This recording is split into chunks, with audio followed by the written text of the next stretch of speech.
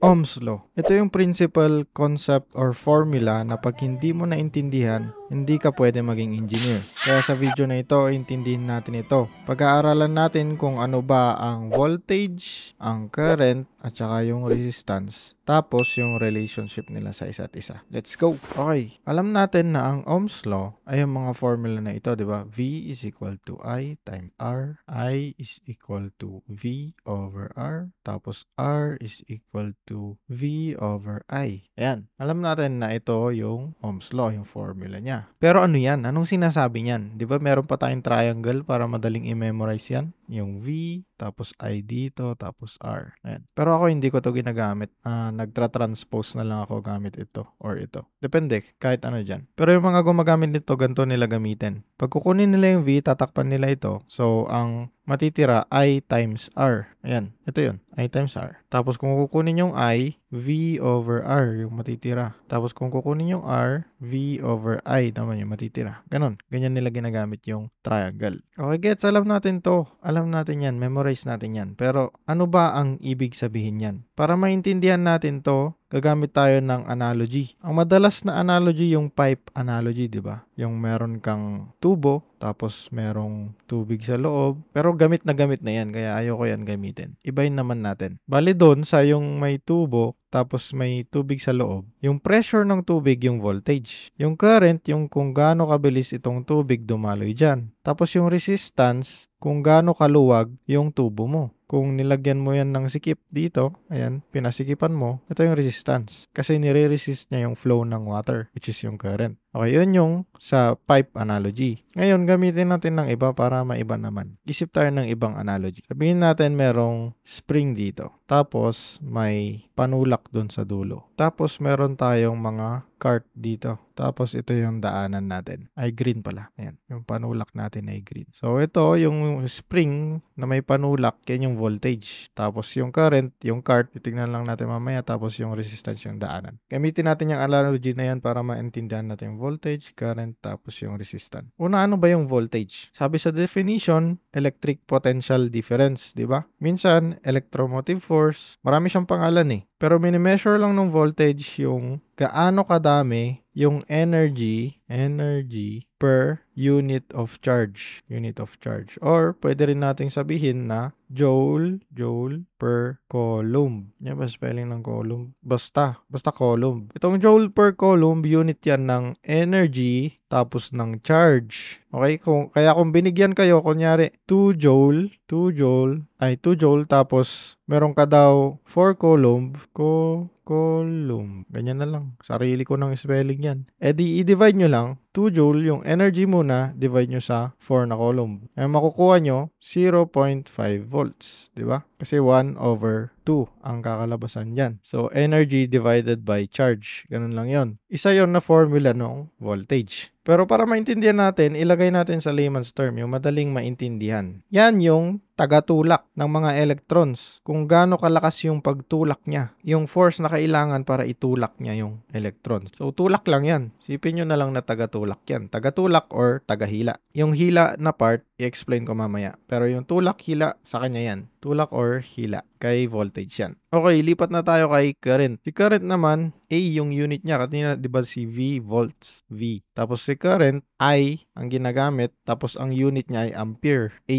Ewan ko kung bakit ginawang I, baka para hindi ma-interchange dito sa coulomb or sa charge na C. Kaya I. Bahala sila. Basta yan, sundan daw natin yan. Sila ang boss eh. Ang ibig sabihin daw ng current, sa definition niya, how much charge passes through a point per unit of time. Gaano kadami yung dumadaan sa isang point per unit of time. Kunwari, may wire, di ba? Tapos madaming electron, di ba? Pinag-aralan natin dun sa previous video na nagtutulakan lang yung electron. Dumadaloy lang dyan. Kung oobserbahan mo yung mga electron na yan dito sa point na to, gaano kabilis yung pagdaan nila. Yun yung current per unit of time. So, rate yan. Rate ang current. So, isulat natin. Ang current daw ay charge, or ito, charge, coulomb, pwede ring Q. So, itong charge or coulomb, pwedeng Q ang i-represent yan. So, Q, ilagay na lang natin para may space pa tayo, per unit of time. So, pag binigay yung charge sa inyo, tapos may bigay na time, tapos pinapahanap yung ampere, ito lang gamitin nyo.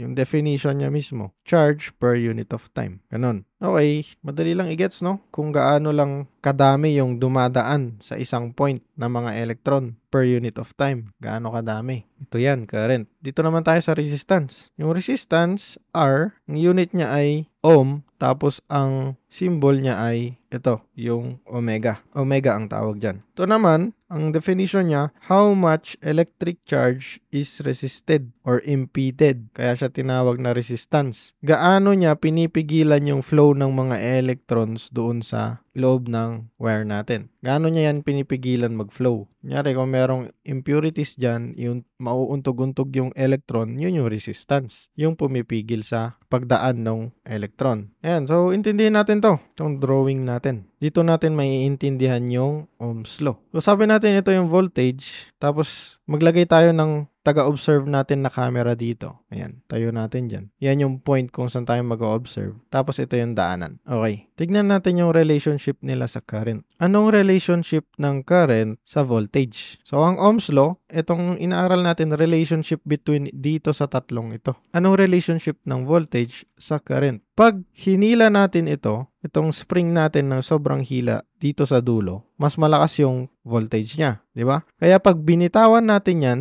pag naibangga na dito, malakas din yung pagkatulak. Anong mangyayari? E di mas mabilis din yung galaw ng mga cart or ng mga charged electrons natin. Parang ito yung mga charged electrons natin yung mga cart. Tapos yung obserbahan natin dito kung gaano sila kabilis dumaan dito sa camera na ito. Yung makukuha nating bilis dyan ay yung current. Okay? So kung malakas yung voltage mo, kung malakas yung tulak mo, bibilis yung pagdaloy ng cart. Kaya directly proportional ang voltage at current. Yung I mo ay directly proportional sa voltage. Okay, isa na yan. Isang relationship. Ngayon, so directly proportional siya. Ang ibig sabihin ng directly proportional, pag tumaas yung isa mong element, tataas din dapat yung isang element. Okay? Kung anong ginawa nung isa, ganun din yung gagawin nung pangalawa. Ngayon dito sa resistance, i-observe natin. Kung lalagyan mo ng maraming lubak itong daanan mo, which is resistance, pipigil dun sa cart, lagyan mo ng maraming lubak dyan, so tataas yung resistance, mahirapan gumalaw yung cart, anong mangyayari sa current? Anong mangyayari dito sa cart natin? Yung cart natin, babagal. So, bababa. So, ang current at resistance ay may inverse proportionality. So, para i-represent yan, ganyan lang. 1 over R. Bakit fraction na ganyan? So, pag maglagay tayo ng value, kunwari, pero intindihin muna natin yung relationship nito. So, kung tataasan mo yung resistance, di ba babagal yung current? Kung tumaas ito, liliit yung current. So, ilagay natin sa equation. Kunyari, kukunin natin yung current. So, 1 ito over yung resistance mo. Kunwari, ang resistance natin ay 5, di ba? So, 1 over 5 or equal din lang sa 0.2. Ngayon, taasan natin yung current. Baka hindi nyo nakikita, iusog ko na lang. So, natin dito. Ayan. Or i-landscape nyo na lang yung phone nyo. 0.2 amperes, di ba? Yung current natin. Paano kung taasan pa natin? So, isulat natin dito. 0.2 pag 5 ang resistance. Kung taasan pa natin ng sabihin natin, i-times 2 natin. Times 2. So, 5 times 2 ay 10. So, 10 na ito. 1 over 10. 1 over 10. Yan ay equal sa 0.1. Anong nangyari? Di ba bumaba? Bumaba yung current natin. So, pag tataasan mo ang resistance, bababa ang current. Kasi inversely proportional sila. Ganyan mo, i-represent yung analogy natin dito. Kung tataasan mo yung lubak, bababa yung speed ng cart. Ganon. Ganon din dito sa voltage. Directly proportional. Kunyari, V is equal to I. Diba? Taasan mo yung current, taasan mo to, 5, yung voltage mo 5. Kung gawin mong 10, edi yung voltage mo 10, di ba? Tumaas din. Kung tataasan mo yung current, tataasan din yung voltage. Ngayon, gawin na natin siyang equation. Sulat natin yung dalawang relationship. Paano natin gagawing iisa yan? So, i-combine natin tong dalawang to sa iisang equation. Tingin kayo dito. Ang current natin ay directly proportional sa voltage, pero inversely proportional sa resistance. Diba? Kung babalikan nyo yung Ohm's law, meron itong isang formula na to. Lagay natin yung triangle, V, I, R. Takpan mo yung I, ayan yung V over R. Diba? Yun yung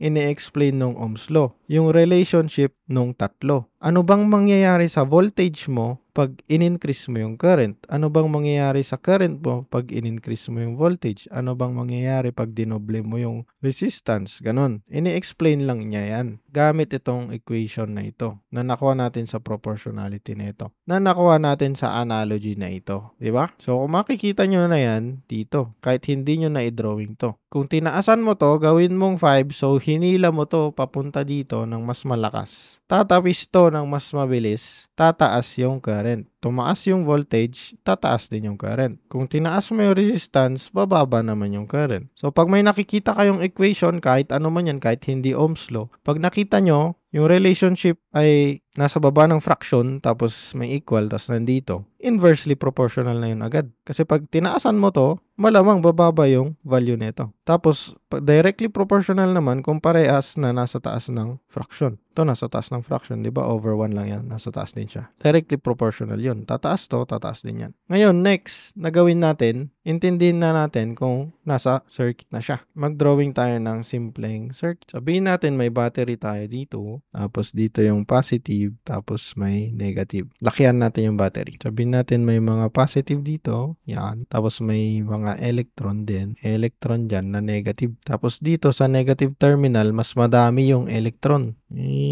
Tapos sabihin natin, dalawa lang yung positive dyan. Ganyan. Sa battery kasi, yung positive terminal mo, mas konti lang yung electron doon. Kaya siya nagiging positive. Tapos dito sa negative mo, dun sa battery mo, mas madami yung electron. Di ba ang charge ng electron natin, yung charge ng electron natin ay negative. Mas maraming negative, edi negative. Mas less ang negative, magiging positive. Di ba? So pag pinagkumpara mo, yung potential difference dito, paano mag-flow yung electron dyan? Di ba? Yung madaming electron dito, dadaan papunta doon sa mas konting electron. Maa-attract sila doon sa positive. So, hindi puro positive yun nandito May mga electron pero mas konti lang. Yun yung nasa positive terminal. Okay, gawa tayo ng circuit na maayos. Pangit na ito Sabihin natin, ganyan. Yan. Diba pag wala pang wire, walang mangyayari. Pag pinag-connect mo lang to, mabibigyan mo na ng daanan yung electron. So, itong mga negative na to, dadaan na dyan. Paikot papunta dun sa positive. Kasi ma-attract sila dun. Mag-uuntog-untugan yung mga electron dito sa copper mo. Copper itong wire natin. Mga free electron dyan sa loob ng copper natin. Kung i-zoom natin yan,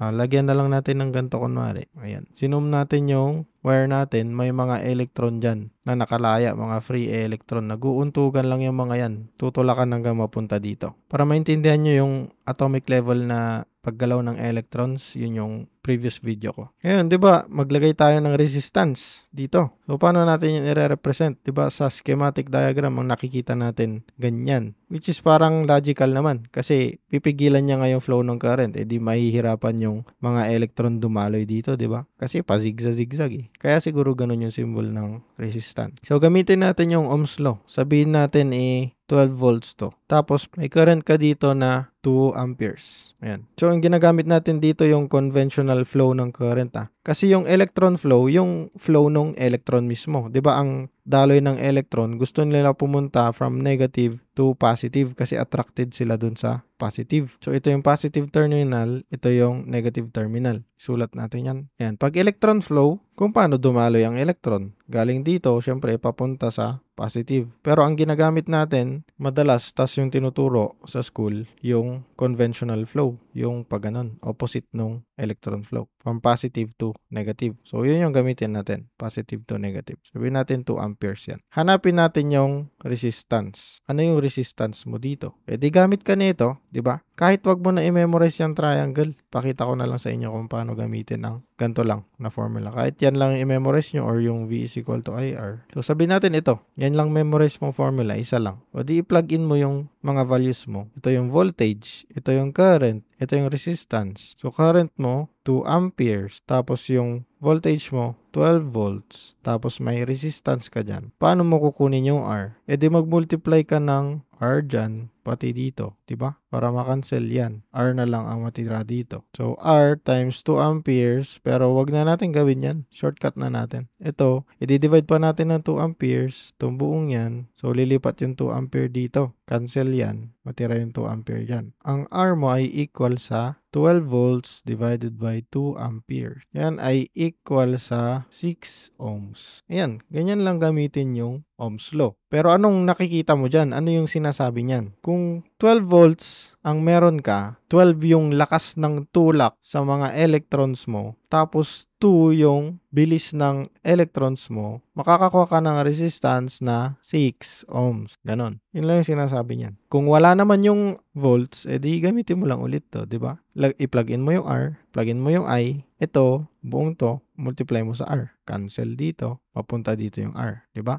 Or kung mas komportable ka dun sa triangle, magtakip-takip ka na lang. Takpan mo yung V, I times R. Takpan mo yung R, V over I. Takpan mo yung I, V over R. Ganun. Depende sa'yo. Pero mas maganda para sa akin ito, para nasasanay din kayo mag-transpose ng utak lang yung gamit. Or mag-simplify ng equation ng utak lang yung gamit. Ayun, so yun yung explanation ko ng Ohm's law. Sana madali nyo naintindihan. Trinay ko mag-isip ng ibang paraan. Tapos inisip ko rin kung paano ko explain to ng mabuti. Kaya kung na-enjoy nyo, pa-like na lang or pa-save. Pwede nyo na i-save yung video. Ang dami nagre-request nun. I-save nyo na. Ayun lang. Yung susunod na video natin, gawa na tayo ng complicated na circuit. Solve tayo ng pwede nating solve. Yung series, tapos yung mga parallel na circuit. Tapos siguro explain na rin yung Kirchhoff, yung mga mesh, nodal, mga susunod, mga circuits na at solving. Pero syempre, lahat yon hindi mo maiintindihan kung hindi natin naintindihan to. Kaya ito yung nauna. Ayun lang. Thank you sa panonood. Bye.